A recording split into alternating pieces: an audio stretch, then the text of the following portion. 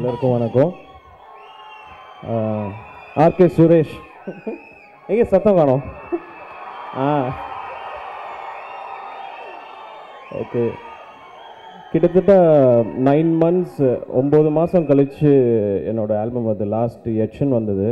அதுக்கு முன்னாடி எப்போவுமே ஒரு வருஷத்தில் கிட்டத்தட்ட ஒரு 10 to 12 மூவிஸ் பண்ணுவேன். அப்படின்னு பார்த்தீங்கன்னா ஒரு மாதத்துக்கு ஒரு படம்.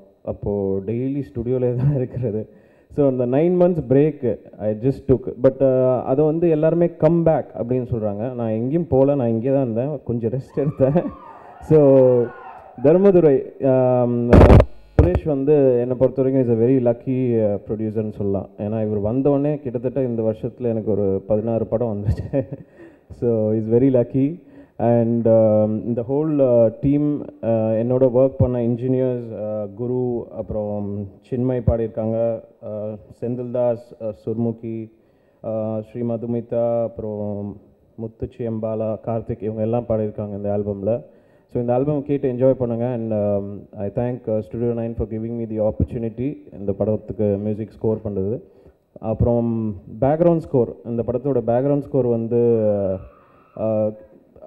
படத்தில் கதை கேட்கும்போது சீனு ராமசாமி சார் என்ன சொன்னாரோ அது அப்படியே விஷுவலில் இருந்தது. நார்மலாக நிறைய படம் பண்ணும்போது அது கொஞ்சம் மாறும், செட்டில் போய் இம்ப்ரவைசேஷன்ஸ் இருக்கலாம், அப்படி இல்லைன்னு. அந்த மாதிரி எதுவுமே இல்லை. கதை என்ன சொன்னாரோ அது அப்படியே விஷுவல் அப்படியே இருக்குது.